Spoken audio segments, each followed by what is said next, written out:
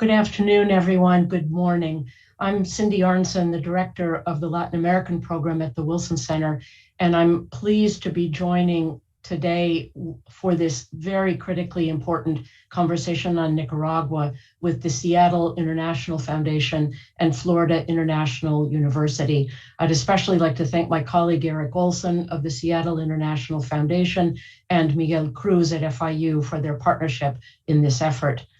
Central America's Northern Triangle, as we know, El Salvador, Honduras, Guatemala, has become the epicenter of the Biden administration's policy towards Latin America as a whole. But an acute governance crisis in Nicaragua largely continues, if not deepens, away from the glare of media or policy attention.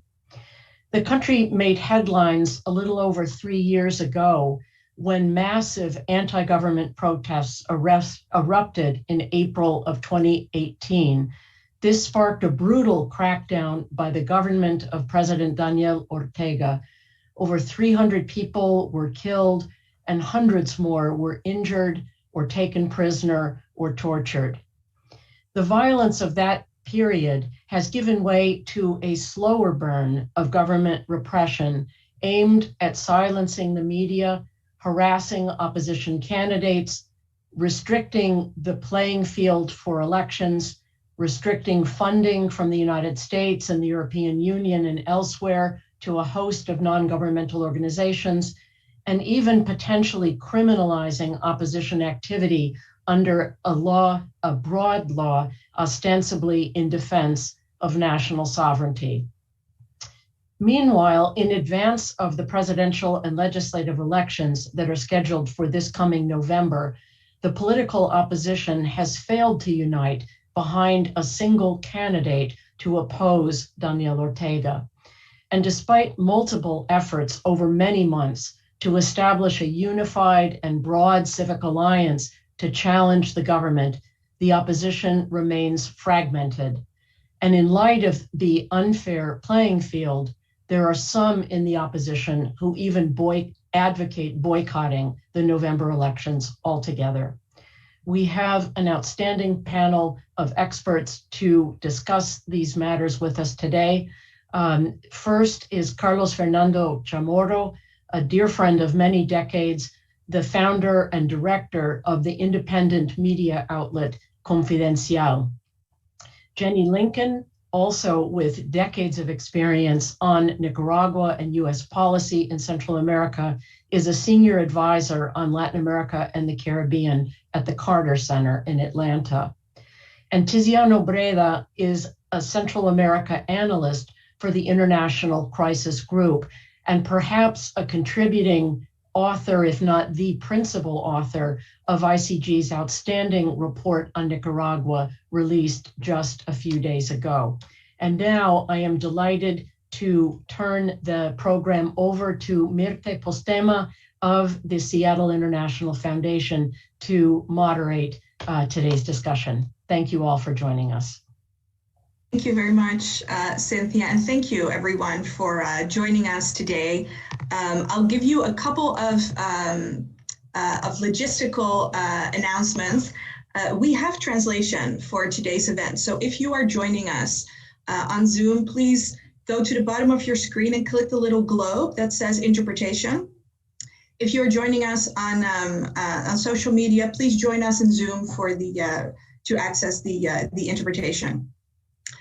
Si nos está escuchando y quiere interpretación, por favor, va al fondo de su pantalla y cliquea en el globo de interpretación.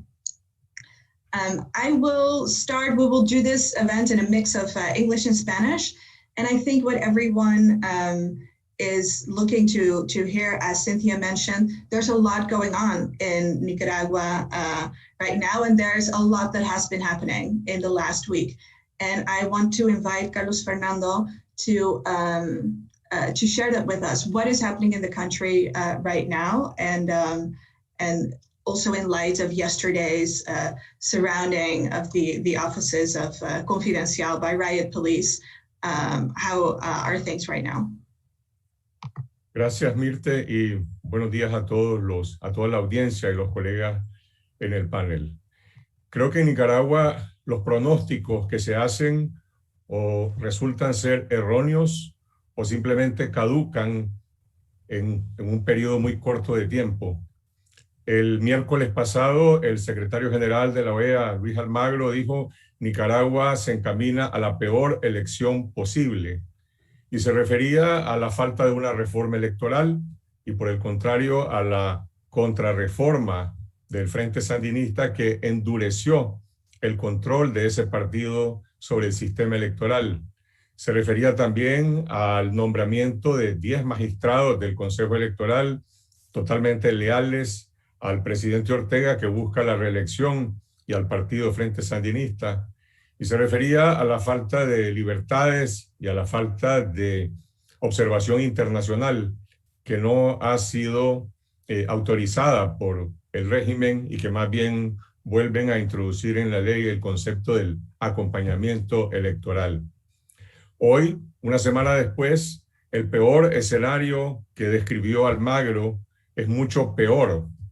No solamente porque, como decía Cynthia Anson hace un momento, la oposición nicaragüense está dividida y fragmentada, sino porque ya hace 3 días, el día martes, el Consejo Supremo Electoral eliminó la personería jurídica del Partido de Restauración Democrática sin ningún asidero de ley. Simplemente no vale la pena ni siquiera describir el pretexto que utilizaron para eliminar la personería jurídica, simplemente decir: eliminaron, por lo tanto, la casilla electoral de uno de los 2 bloques de la oposición, de la coalición nacional, que representa algunas de las aspiraciones y de las organizaciones que surgieron en las protestas de abril de 2018.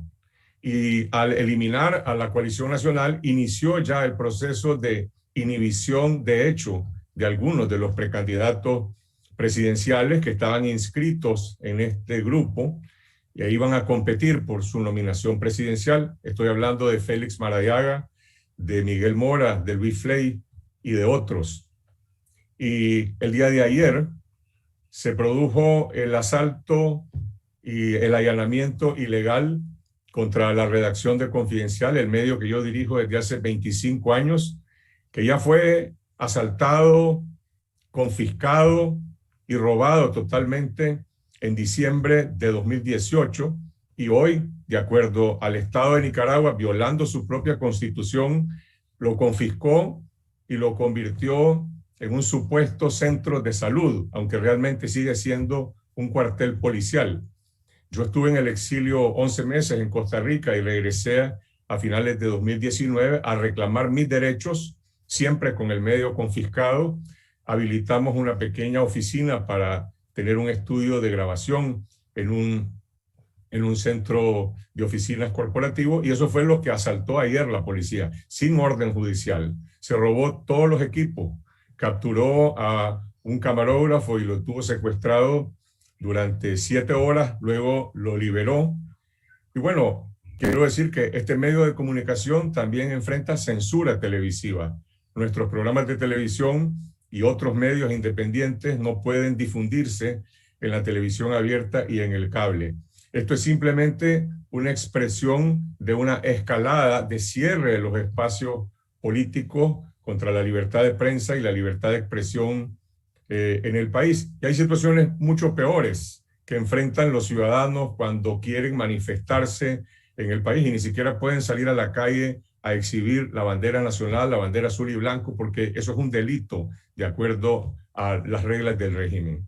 Yo estuve en Washington la semana pasada, conversé con algunas personas muy informadas sobre el entorno institucional de Nicaragua, pero sinceramente me sorprendió mucho la falta de entendimiento y conocimiento que hay sobre la anulación de la libertad de reunión, de la libertad de movilización, de la libertad de prensa y la libertad de expresión en Nicaragua. Es decir, vivimos bajo un estado policial, y estoy hablando literalmente de un estado policial en el que el precandidato Félix Maradiaga está hoy casa por cárcel, el precandidato presidencial Juan Sebastián Chamorro, que vive a 300 metros de mi casa, está casa por cárcel, y en este momento mi hermana Cristiana Chamorro, que también es precandidata presidencial, está siendo sometida a una presunta investigación por lavado de dinero en la Fiscalía, en el Ministerio Público, en un acto de criminalización de una organización no gubernamental que ella dirigía,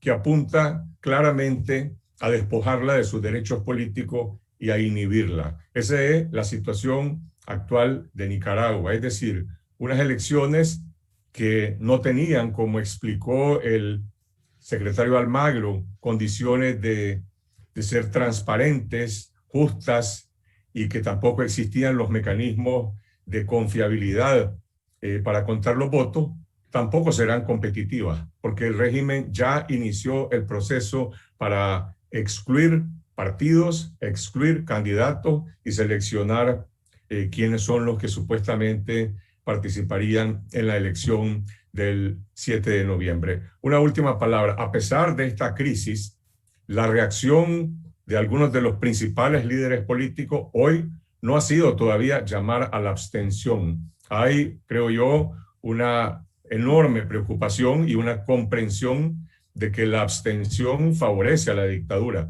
Estas son unas elecciones que se realizan sin segunda vuelta. Ortega eliminó eso del estatuto de la ley. Puede ganar la elección o se la puede robar con 100 votos, con 1000 o con 10,000.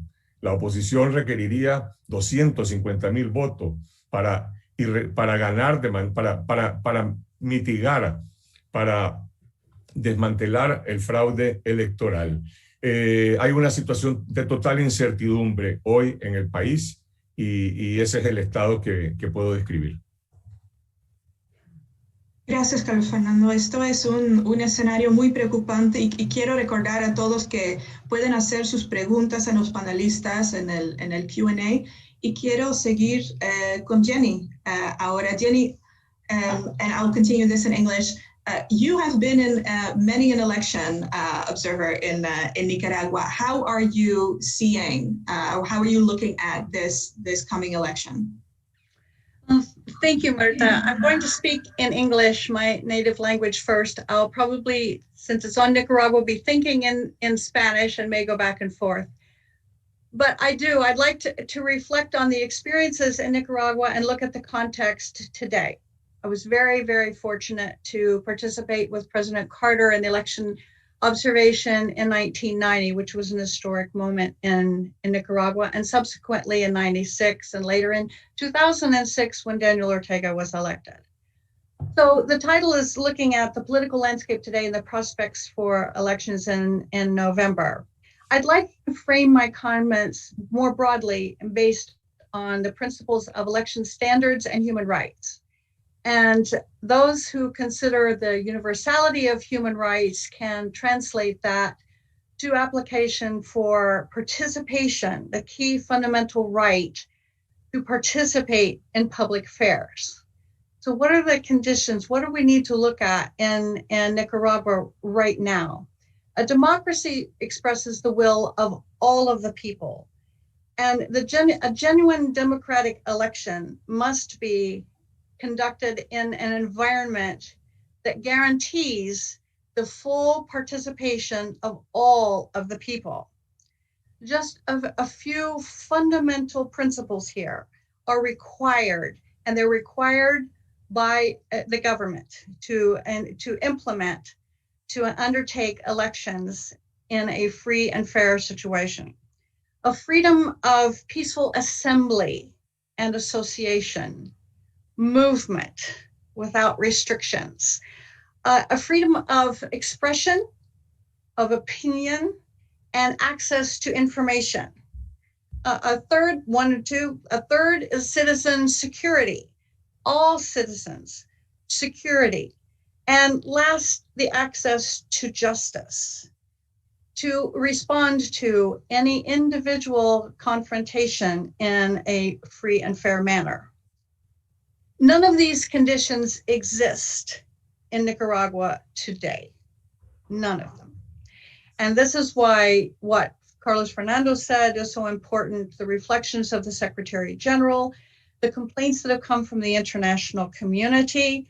Unless they are heard and unless the government responds, there's no rolling back. the conditions for elections are at risk. They're at risk not only for the opposition candidates, but for voters to go to the polls and to participate in the electoral administration. One final comment. If you step back and look at the electoral law of Nicaragua, it provides a lot of the elements of participation and guarantees. The question is, how is that law implemented? And where is the transparency in the implementation of that law? Those two elements also contribute to the risk of these elections and to the risk to the democracy in Nicaragua.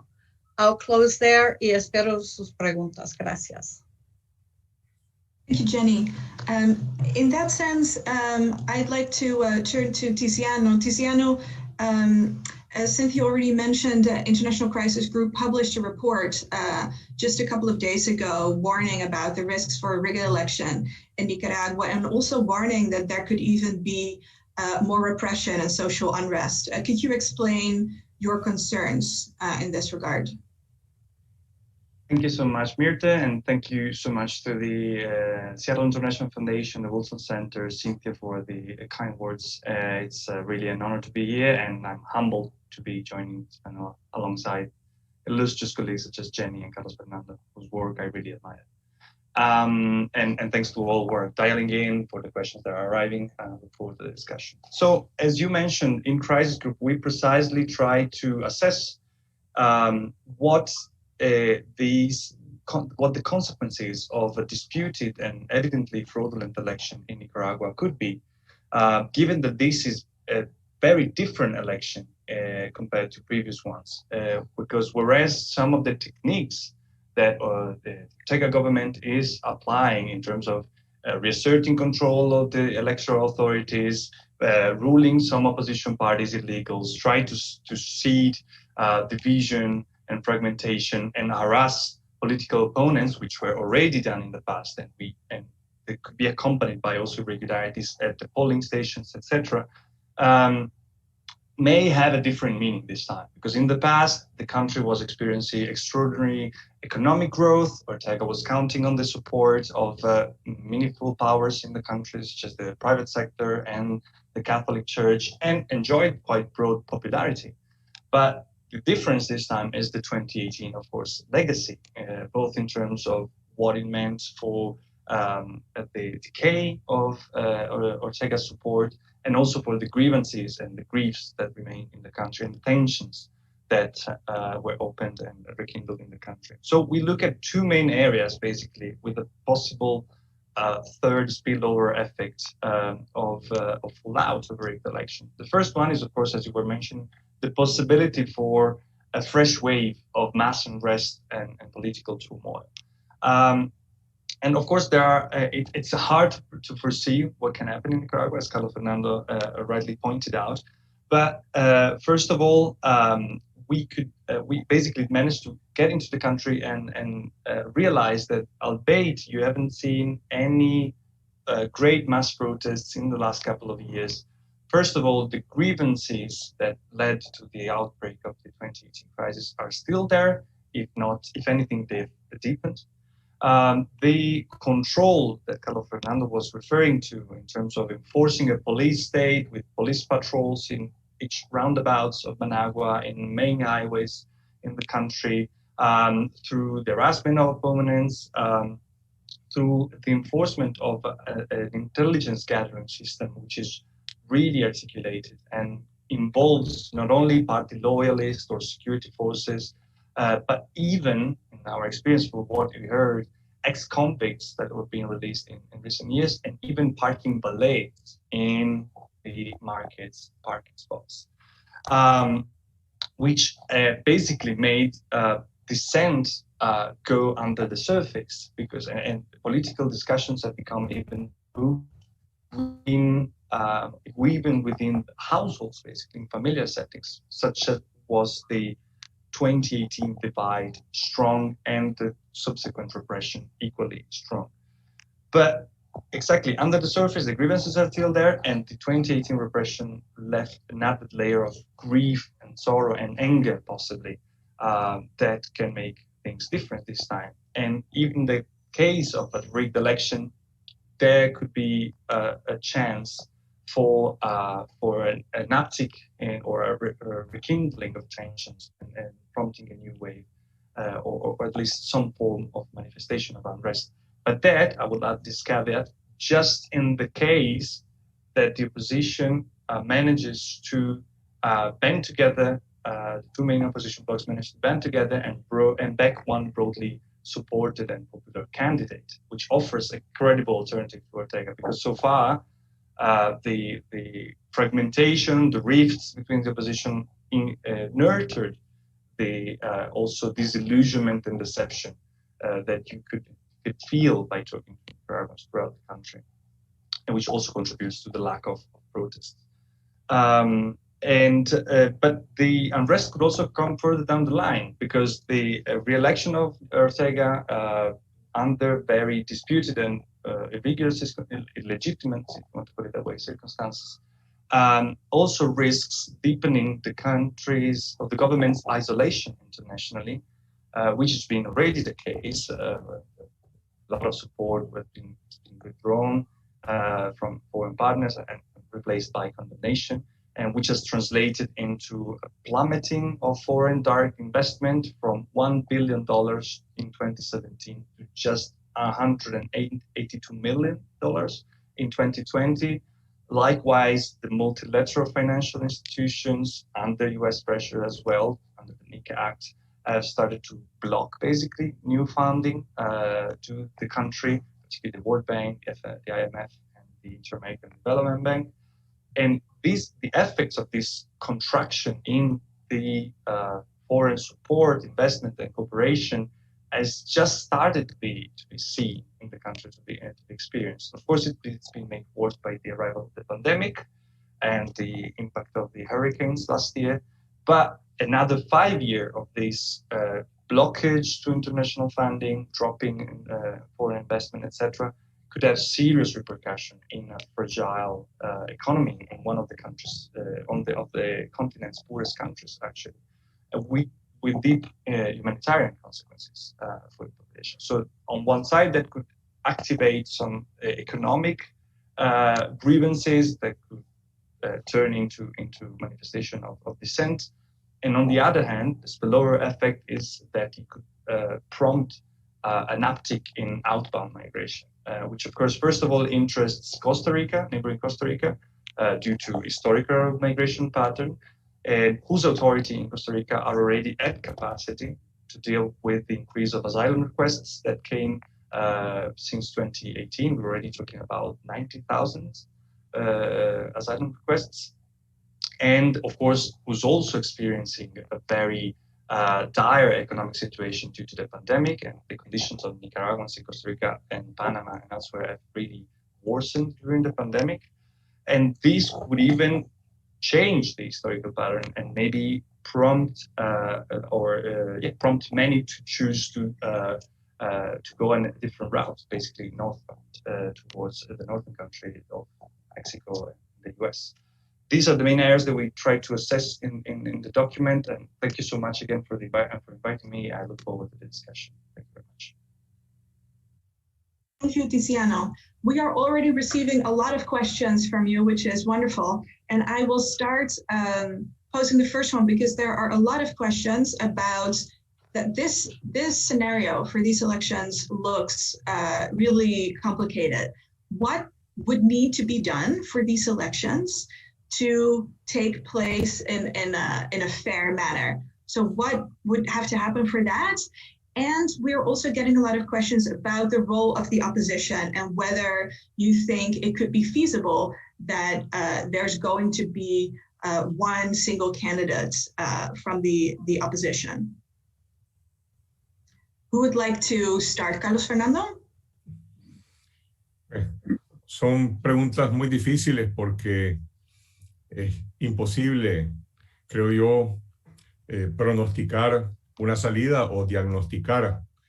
Yo no soy diplomático y por lo tanto no conozco lo que desde la comunidad internacional podría ser lo más efectivo en esta crisis, pero sí, al menos como ciudadano y como nicaragüense, insisto en que la única salida está aquí, en Nicaragua, en la posibilidad o no de recuperar la libertad de reunión, la libertad de movilización y lograr la suspensión del estado policial.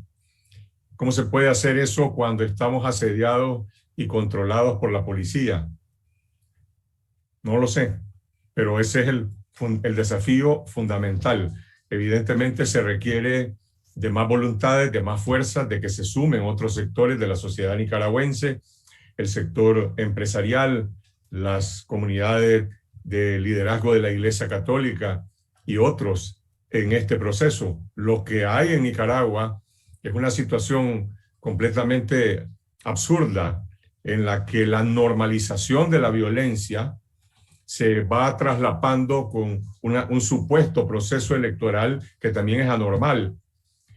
¿Qué es primero? ¿La reforma electoral o la suspensión del estado policial? Posiblemente ambas de manera simultánea, pero no se puede lograr la reforma electoral si no se le arrebata el poder a Ortega, si no entra en crisis y en conflicto, y eso solo puede ser posible con la recuperación de esos espacios políticos, con la oposición casa por cárcel, con la oposición encarcelada. Es muy difícil plantear y pensar que estos son elementos que van a ejercer más presión sobre Ortega. Agregamos a eso el problema de la fragmentación y la división, que representa un fracaso también de los liderazgos políticos nicaragüenses, algunos por ceguera política ideológica, de no entender que esta crisis plantea y demanda una verdadera relanzamiento del pluralismo y de la unidad nacional y de la unidad en la acción, por lo menos. Pero yo no puedo atreverme a pensar o analizar qué es lo que van a hacer los líderes políticos. Están confrontados con la peor de las crisis posibles. ¿Hay salida? Sí hay salida, porque hay una cosa incontrovertible en Nicaragua. Hay una mayoría política, y no es una mayoría política liberal, conservadora, sandinista, es una mayoría política sin partido, es una mayoría política azul y blanco, como la bandera nacional, que tiene una aspiración de cambio democrático y que está esperando un cauce en un instrumento político y en un liderazgo. El tiempo, sin embargo, se está agotando. Lo único que yo puedo decir es que si la inercia se prolonga, y la inercia quiere decir la prolongación del estado policial con esta escalada que va cerrando cada vez más todos los espacios, podemos llegar a un momento en el que Ortega puede terminar imponiendo sus reglas para que participe un sector de la oposición, y tendríamos otra vez el peor de los mundos, una elección que, como ha dicho Jenny, no llena los estándares internacionales democráticos, pero hay un sector de la oposición que quiere tomarse el riesgo de participar para documentar el fraude o para participar de alguna forma. ¿Va a legitimar al régimen, a la reelección de Ortega de esa manera? No sé, son muchas preguntas sobre las cuales yo no tengo respuesta. Yo como periodista lo que veo es una crisis profunda en la cual el peor enemigo de las esperanzas nicaragüenses es la inercia, es la parálisis, es la falta de capacidad de arrebatarle la iniciativa política a la dictadura.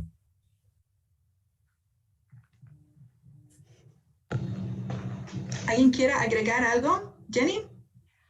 Yes, and I would like to change the conversation for just a minute to think about after the elections.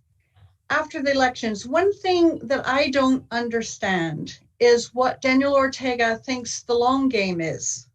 What is going to be the condition of Nicaragua after an election, and especially after an election which has such questionable context?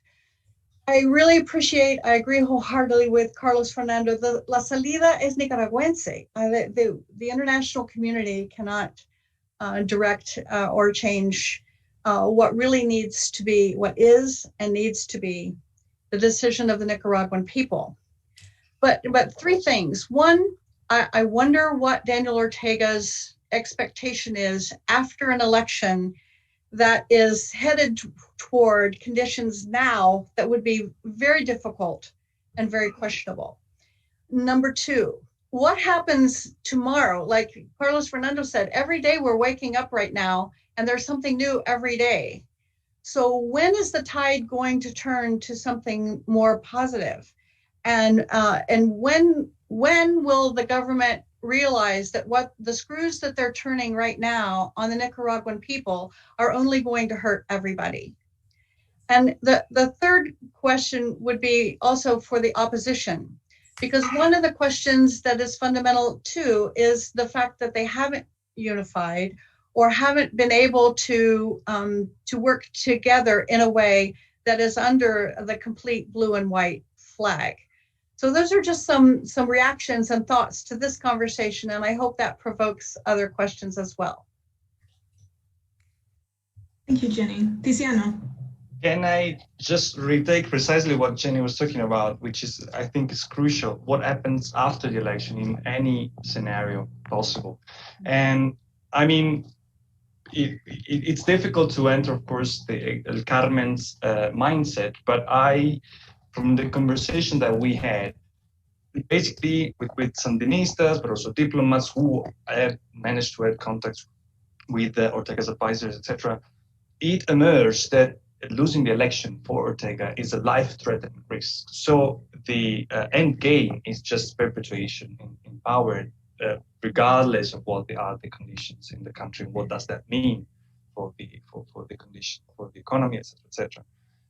And it's a life-threatening risk, first of all, because, of course, there are a lot of allegations of embezzlement of public funds, of wrongdoings and corruption, particularly with the Venezuelan corporation funds, but also, and particularly after the reports of human rights organizations and allegations that what happened in 2018 could be dubbed as a crime against humanity, is definitely concerning, possibly for the presidential couple.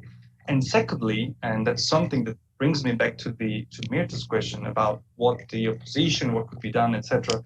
There's been very little thinking within also the opposition on, even in the unlikely scenario of reaching that critical mass of 250,000 votes that Carlos Fernando was referring to, and win the election despite the old irregularities, etc. What happens with the 25% of the population that still considers itself affiliated to the Frente Sandinista, and to the dozens of thousands of public employees who are there just for the loyalty to the party, basically? The prospect of a witch hunt against Sandinistas in the unlikely case of a opposition victory also raises concern, first of all, of course, for the presidential couple, but also for the base, for the Sandinista base. So in terms of what could be done, of course, the decision, as both Jenny and Carlos Fernando referred to, needs to come from the inside. There needs to be an agreement on what are the minimum conditions that are acceptable to run in the election, which should be, unfortunately, realistic and pragmatic, we believe, and what should be done in any case to address the differences and the rifts that divide the country, of course, that were rekindled and were added a new one since 2018, but most of them, or many of them, date back to the era of the post-revolution civil war, basically, of the 80s. So we think that these two elements need to be thought about, and there's been a lot of proposal from the position for root and branch reforms, which unfortunately are already not, we call them not technically viable and technically feasible, and politically viable. There needs to be an agreement of very small, of very punctual things that are demanded adamantly internally, and could be first step to guarantee minimum condition. We, for example, believe that the recomposition of the Supreme Electoral Council is definitely a sine qua non condition, or at least a very important one. The international observation, although it's now under the definition of acompañamiento, as Carlos Fernando was saying, but the scope of the acompañamiento is not being laid out in details. And of course, the respect of what was signed by the government in the second round of talks in the March 2019 agreements, which is the respect of citizen rights, including freedom of assembly. I will leave it here. Thank you very much. Thank you, Tiziano. We're getting several questions too about, logically, what needs to happen now? What needs to happen both in Nicaragua, and what should the international community do, if anything? Because there have been multiple sanctions in the last couple of years, but it seems like nothing of that has been constructive. So basically the question is, what's next? Carlos Fernando. Quería comentar antes algo sobre el futuro, y es muy riesgoso ponerse en el papel de los ortególogos que interpretan qué Ortega está pensando y qué está planeando. Solo me remito, por lo tanto, a algunos hechos. La política de Ortega es fundamentalmente del corto plazo. No está pensando en el largo plazo. Y sin embargo, algunos de los pilares de su política tienen componentes de mediano y largo plazo, esencialmente la economía. Nicaragua no es Venezuela y no es Cuba. La política corporativista de Ortega ha sido una política de promoción del sector privado, del gran sector privado, desde una perspectiva de tener el monopolio de la política y los empresarios compartir la economía. Y ha administrado aún en esta crisis de manera razonablemente responsable la macroeconomía. Ortega, por lo tanto, uno puede suponer que se imagina un futuro sin reconocimiento de legitimidad electoral sobre la base de una reconstrucción de alguna clase de entendimiento del que le permitió gobernar durante una década con los grandes empresarios sin democracia y sin transparencia, es decir, a partir de una relación pragmática sobre el funcionamiento de la economía. Que si eso es posible o no, eso es un tema de discusión. Que si los empresarios están dispuestos a volver a ese viejo status quo o estarían inclinados a convertirse en un actor democrático, hasta hoy sigue siendo también una interrogante.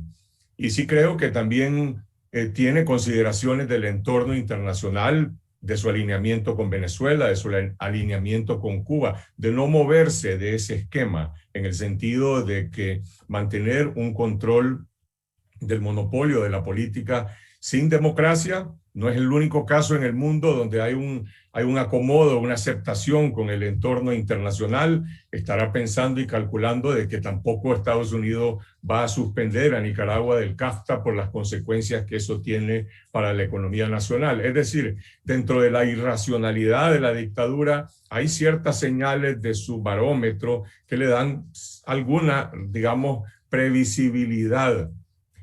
Ahora, si la oposición se convierte en una fuerza competitiva que le dispute el poder a Ortega, seguramente también será eliminada, seguramente también será inhibida, hasta llegar a un acomodo en el cual el partido del segundo lugar pues tenga que entrar también en un acomodo con la dictadura. Tiziano decía, ¿y qué pasa qué pasa en el hipotético caso de que el régimen pudiera perder esa elección? Bueno, gobernará desde abajo, intentará mantener el poder desde abajo con el control que tiene.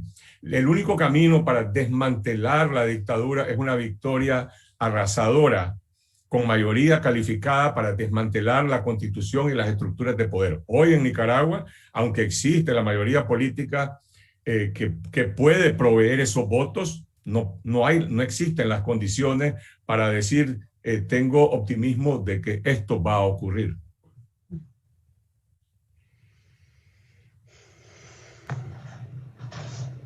¿Alguien más quiere comentar? Tiziano? We Yeah, if I can just add, I mean, in the report, we touched exactly on the issue of, we asked ourselves what can be done differently from the international partners, from the foreign partners that have somehow played a role in the evolution of the Nicaraguan crisis. And as you were mentioning, we actually, recognize that the increasing and cumulative use of sanctions towards high-level officials or even entities has somehow failed to produce the results that were expected from it. If the results that were expected from it were to somehow break the Sandinista ranks or to press Ortega into make some concessions. Since 2019, basically since the end of the second round of talks, there's been no opening despite the continuous OAS strongly worded resolution, targeted sanction by the US, and the EU, Canada, the UK now, Switzerland, etc. So we came to the conclusion, which possibly differs with many many in the country that see as the engagement of the international community as a strong arm pressure towards Ortega. We came to the conclusion that possibly the threat of sanctions should be, of course, maintained, because that's definitely a tool that remains in the toolbox, but that should be accompanied by a possibly more constructive and intense diplomatic engagement. Because as we were pointing out at the beginning, since I think we're pointing out, Central America has become a priority for the Biden administration, but from a migration lenses, from a perspective, the Northern Triangle has dragged all the attention of the Biden administration for the first 100 days, at least. It seems that now there are more statements and declarations from high-level officials also on Nicaragua. But even though on one side there seems to be more reluctance, or there seems to be a rethinking of the use of sanctions, not only on Nicaragua, but also on Venezuela and elsewhere, we noticed, at least up to some weeks ago, that there wasn't a clear thinking on how to redesign or provide an alternative strategy to this engagement. And we suggest that, of course, it should be made clear that under these conditions, and if no positive steps are taken, there will be consequences, and there should be disposition and availability and willingness to do that. But on the other hand, and before that happens, there could be a space, a weaker room to actually engage more actively with the government and try to also offer some relief at some point if steps are taken in the contrary direction, so as to concede a minimally free and fair election, and leave the choice to Ortega, basically. Although, I mean, I understand that many will feel differently, but we thought that this would be an option. We have a lot of questions, and I promise we're trying to get to all of them. And I'll combine a couple that we've received. One is about the government's handling, or rather mishandling, of the COVID-19 crisis and of the misery that has caused. And there are several questions about what you think has been the impact of the mishandling of the COVID-19 crisis, whether that has cost the government any support or not. Also, the general kind of repression that there's been in the last couple of years. And another set of questions is about what you think that the role of private companies and of the Gran Capital should be in the coming months. Who would like to start? Quisiera comentar sobre la pandemia. La política del gobierno ha sido de negación, negligencia y propagación. Eso fue lo que ocurrió entre los meses de marzo y julio del año pasado. De acuerdo al gobierno de Nicaragua, nuestro país es un milagro mundial. En Nicaragua, según el Ministerio de Salud, han fallecido por COVID-19 solamente 182 personas. la tasa más baja de América Latina y posiblemente del mundo.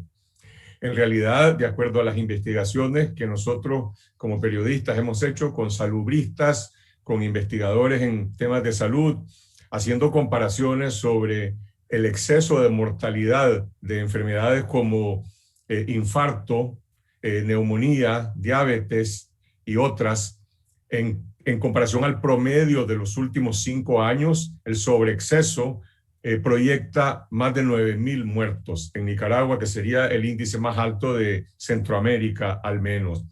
El impacto que tuvo la pandemia fue demoledor, sobre todo en ese ciclo, en ese pico del año pasado, y afectó severamente al gobierno desde el punto de vista político. Incluso más de un centenar de altos funcionarios del gobierno han fallecido por COVID-19.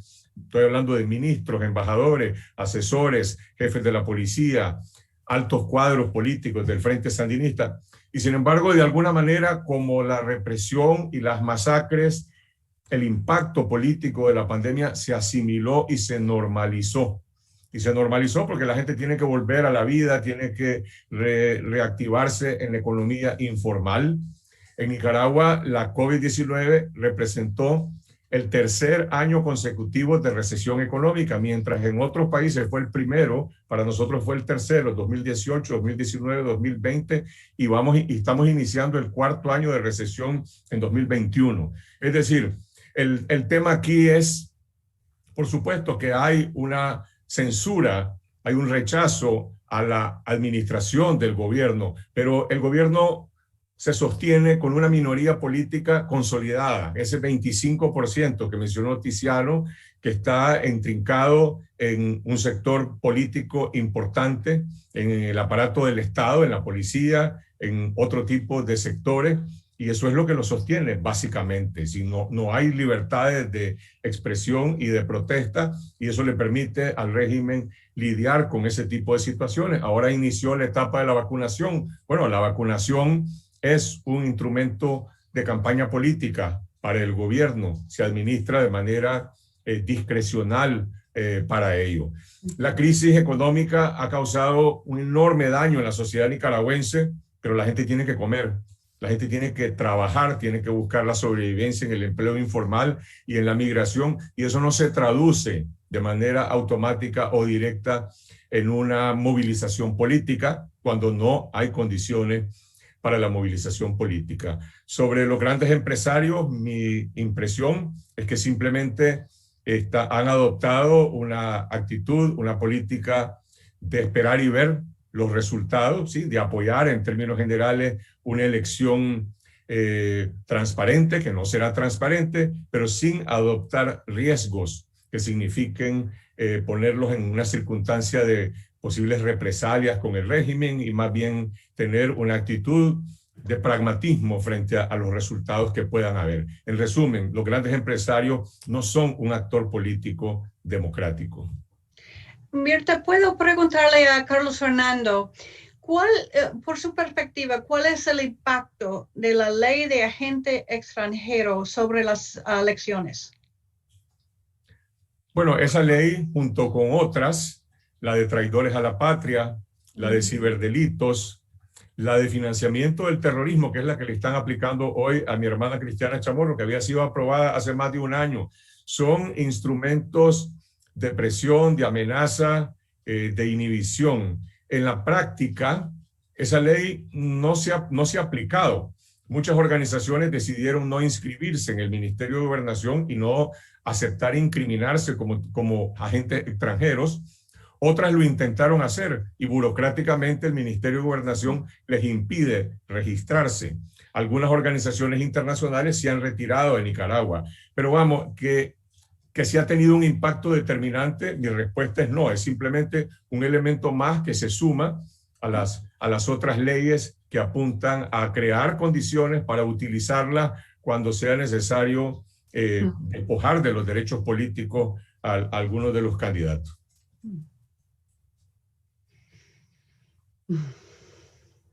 Estamos casi llegando al fin de nuestra hora y quiero invitar a los panelistas de incluir algunas, sus proyecciones, qué es lo que consideran que habría que hacer en los siguientes meses, qué tipos de apoyo necesitamos dar nosotros, quienes estamos viendo, qué es lo que podemos hacer, o cualquier otra reflexión de cierre. Carlos Fernando, ¿quieres empezar? Bueno, como periodista, yo apelo a mis colegas de la prensa internacional en América Latina, en Estados Unidos, de poner su atención en Nicaragua. Y lo digo con toda franqueza y crudeza, Jenny, yo no veo observación internacional calificada en las elecciones de Nicaragua. No veo a la OEA, no veo a la Unión Europea, no veo al Centro Carter, no veo a las Naciones Unidas.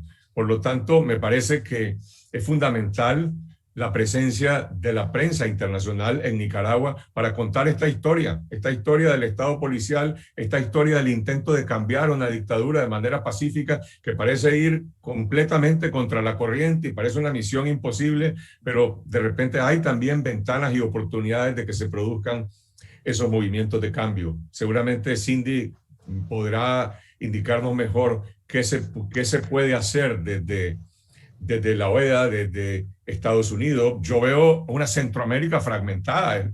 Es realmente lamentable y censurable la actitud de los gobiernos de Guatemala, de Honduras y otras partes de Centroamérica frente a esta crisis de derechos humanos que hay en Nicaragua. Pero hay intereses. Y solo termino con algo más. Irónicamente, la tragedia de la pandemia, la tragedia de los desastres naturales, de alguna forma vinieron a facilitarle al régimen acceso a recursos externos, donde la comunidad internacional está preocupada de que no se los roben, pero obviamente los utilizan para fortalecer, en todo caso, digamos, el aparato general del gobierno. Yo no estoy cuestionando la ayuda humanitaria, lo que estoy cuestionando es la falta de transparencia. El COVID-19 es el mejor ejemplo de todo.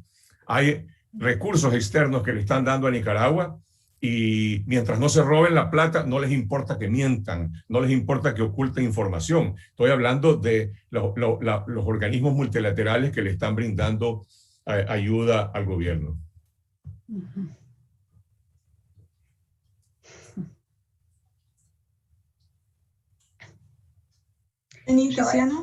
Shall I add? I am also very sad to think that international observation there are not conditions at this point. If the elections were held next month, there are no conditions for the international standards for elections.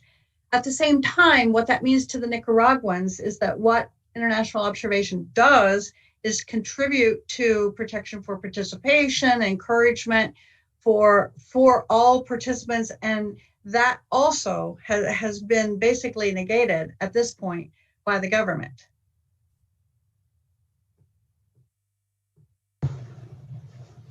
Realmente, bueno, voy a hacer las dos últimas intervenciones en español. Hay muy poco que agregar a lo que ya dijeron Carlos Fernando y Jenny, creo, sino que esas dos cosas, que no solamente pues que la prensa internacional, sino la diplomacia internacional, pues va a poner Nicaragua en el mapa, y que intente buscar maneras alternativas a las que se han buscado en los últimos años para presionar el gobierno a hacer ciertas concesiones y a garantizar unas mínimas condiciones para las próximas elecciones. Pero por el otro lado, quizás sería auspicable que, a pesar de todas las adversidades y todas las condiciones sumamente difíciles que Fernando nos ha enunciado y que nosotros también pudimos constatar, quizás realmente realizar por parte de las fuerzas de oposición que la fuerza y lo que le teme el gobierno de Ortega es el disenso, el dissent interno, o sea, la versión interna, la oposición a su forma de gobernar, la demanda de cambio interno, que, como decía Carlos Fernando, tiene una masa crítica de personas que ya no encuentran en este modelo, en este gobierno, la respuesta a sus necesidades, a su manera de ver las cosas, pero que no ven una alternativa creíble. y la excesiva esperanza en digamos, el papel que pueda tener una sanción de Estados Unidos o una resolución del Parlamento Europeo o qué sé yo, creo que eso debilita un poco la posibilidad de realmente entender que solamente una opción creíble, alternativa, unívoca, que se cree a través de flexibilidad, al final de cuentas, que ha fallado, que ha faltado últimamente, es lo que pueda crear la masa crítica interna para empujar a la gente a votar, para cambiar forma de gobernar el país y para solucionar esta crisis de manera pacífica. Gracias, Tiziano. Cynthia, would you like to make any closing remarks? No, I just find this discussion so incredibly sobering. As with any repressive authoritarian government, it's difficult to see the combination of international and domestic instruments that can produce change. But Carlos Fernando, I take very seriously your challenge to the media and to others in the United States and the international community to pay attention to what's going on in Nicaragua, to tell the story, and to make sure that everything that's happening doesn't just fly under the radar. Thank you, and I want to echo that sentiment, and I want to thank very much our panelists here. I want to thank the Wilson Center and Florida International University's Latin American Caribbean Studies Center for hosting this event with us, the Seattle International Foundation. Thank you, Jenny Lincoln, Tiziano Breda, and Carlos Fernando Chamorro. And I also call on everyone to read the International Crisis Group's report and to especially read and continue to visit the Confidencial website and all the Twitter accounts. Thank you very much, Carlos Fernando, for all the work that you're doing and for keeping us informed, our solidarity, and we will keep on paying attention to what is going on in the country. This recording will be available on our website and on the websites of those who have co-convoked this event, and we look forward to staying in touch about these and other issues in the future. Thank you very much.